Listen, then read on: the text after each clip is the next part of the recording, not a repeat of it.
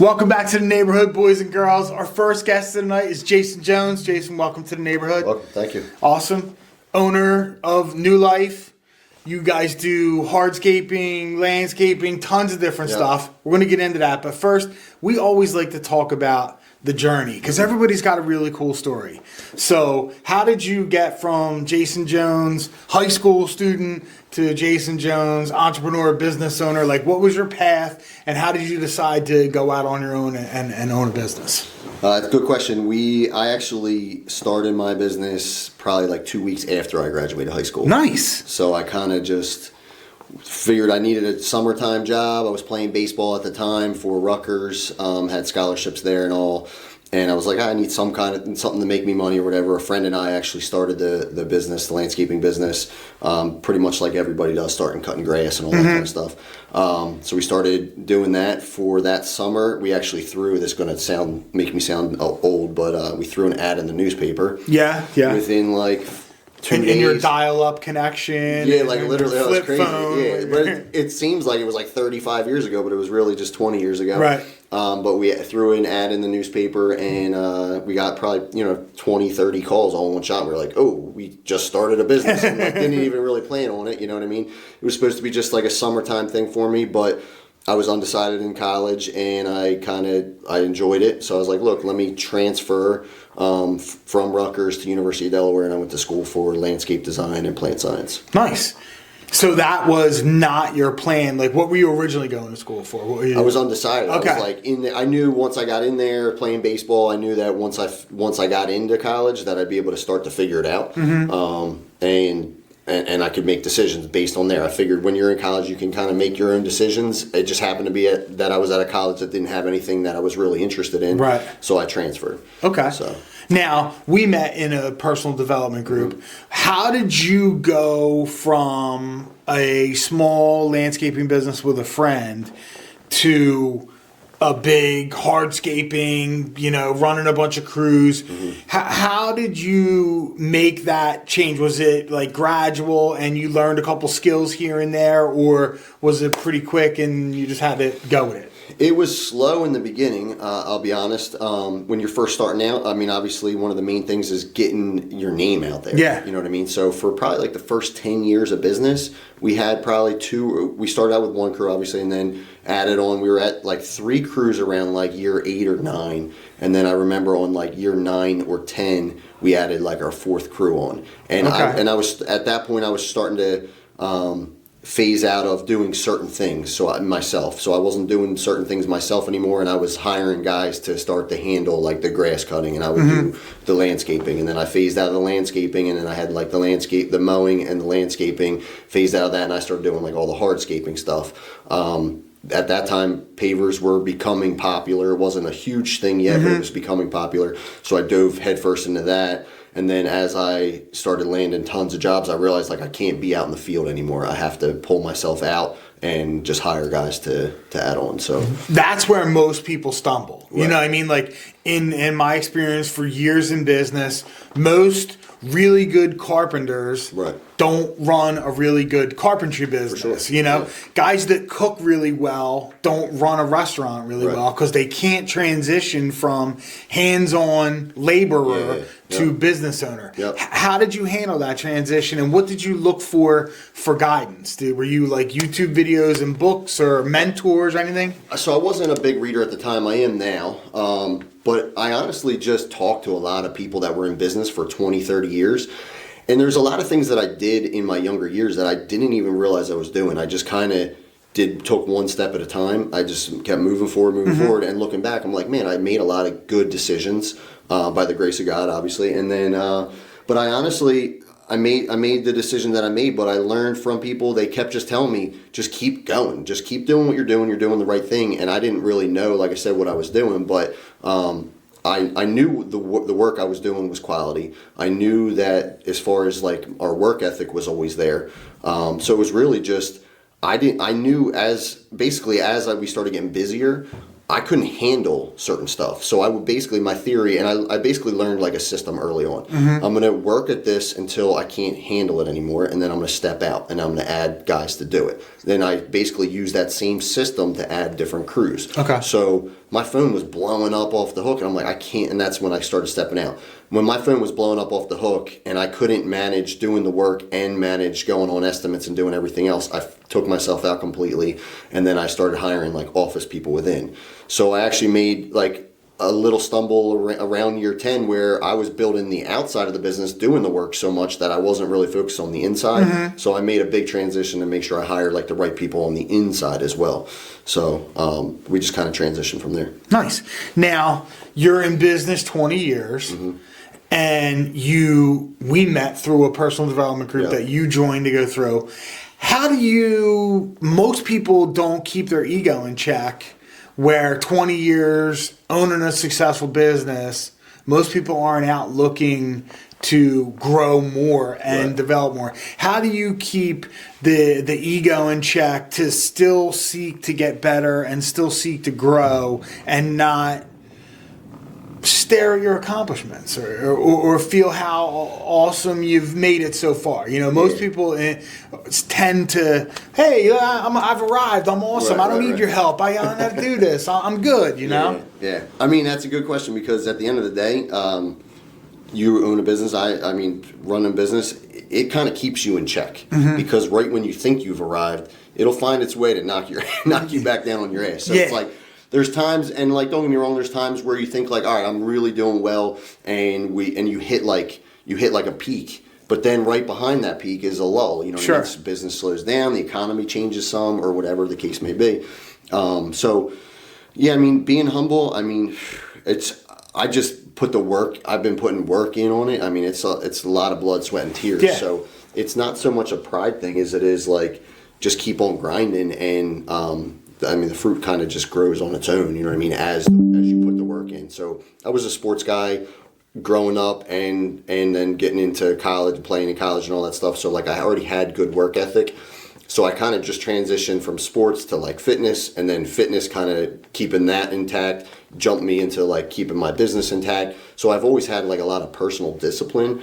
But as far as like blowing up goes, I mean, that's not really what it's about for me. Right. It's really just like, I want to be successful. I want to be financially free. I want to be able to like support my family and do all those kind of things. You know what I mean? And obviously, getting as great as you can is awesome. But I don't really need the accolades. Nice.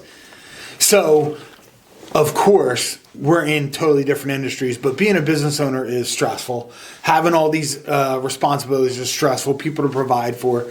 I know you do some things, but I wanted to talk about it a little bit. What do you do to let go? What do you do to let the steam out? What do you do to get back into yourself? How do you keep your brain, your mind, and your body in check? What are some of your activities and things that you partake in?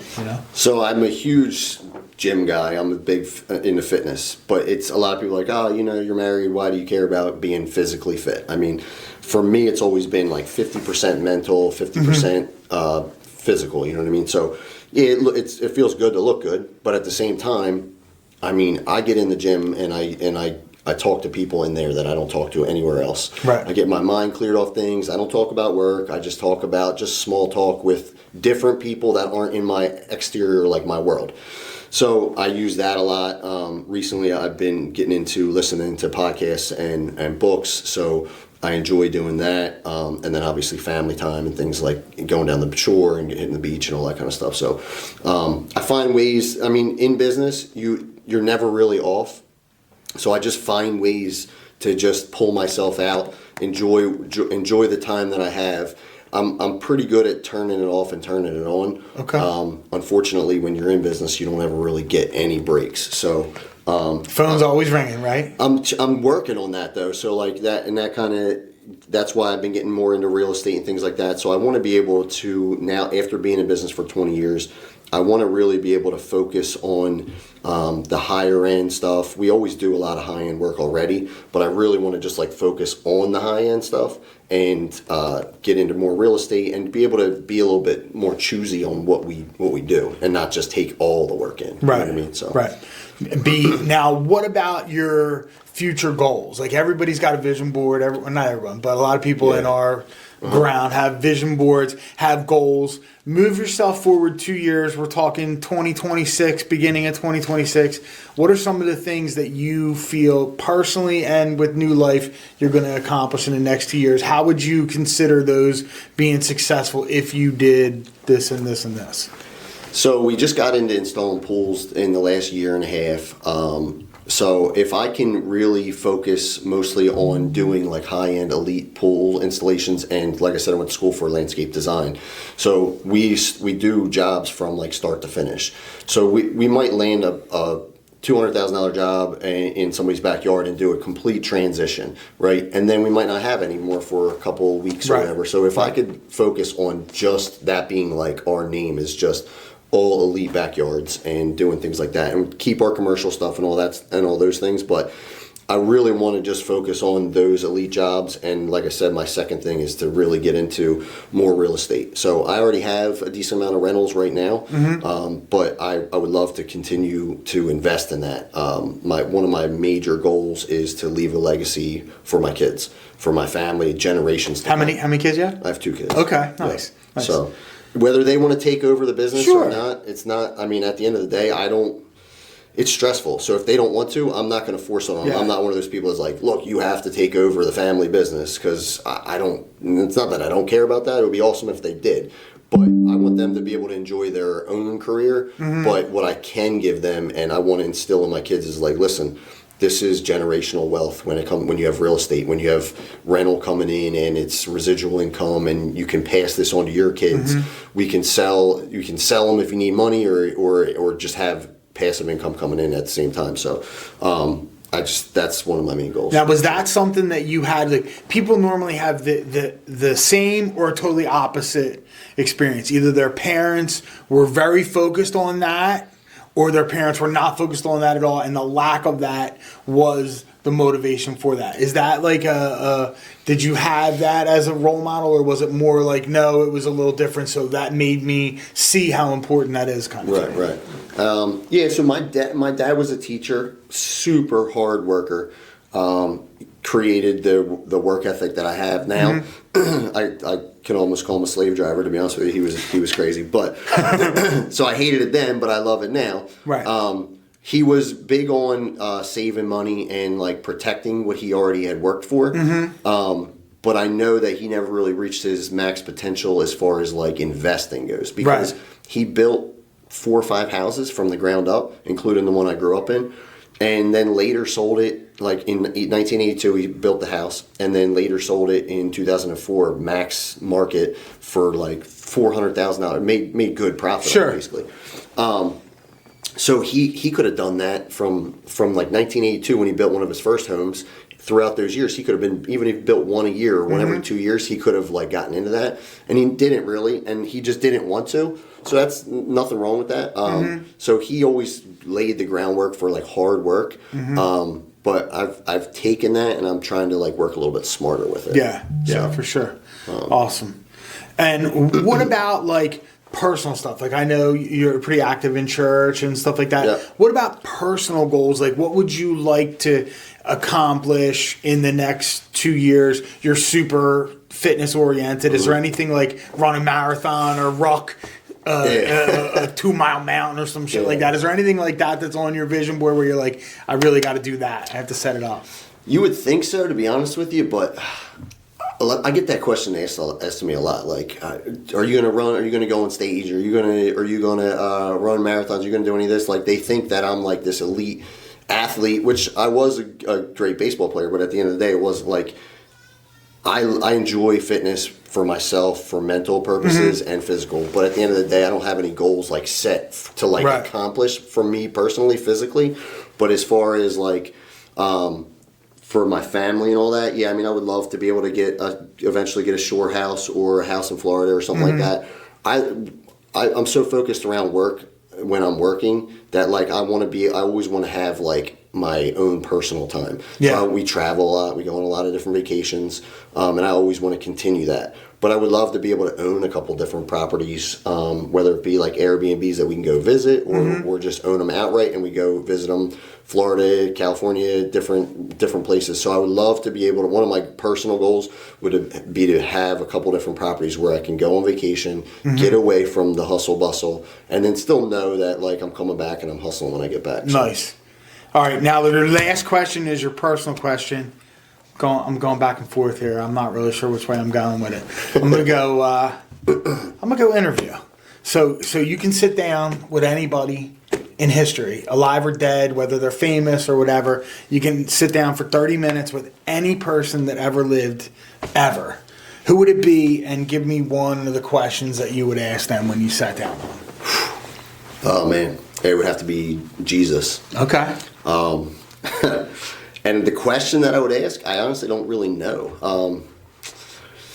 You put me on the spot with that. That's all right. That's good. But yeah, definitely Jesus, because I mean, he created the world. So I mean, at the end of the day, it's like probably the most influential person when you look through history. Like, hey, Gandhi's pretty cool, and all these other answers. But for sure, yeah. And at the end of the day, it's like, all right. So I mean, probably if I had to ask, because this was a question that I've always thought about since I was a kid, and I still obviously don't know the answer to it. Like, where did the world begin? If God always existed, like our personal mind on here on Earth can't grasp before the beginning. Yeah. There is no beginning. It's always existed. So it's like I would have to ask about that. Like that's a little deep. It is deep. And that's why, no one knows the answer to it, but he would. So that's why I would ask that. Awesome. Yeah. Jason, thank you so much for coming by. Yeah, We'll be back with the next guest on Mr. Mortgage's Neighborhood.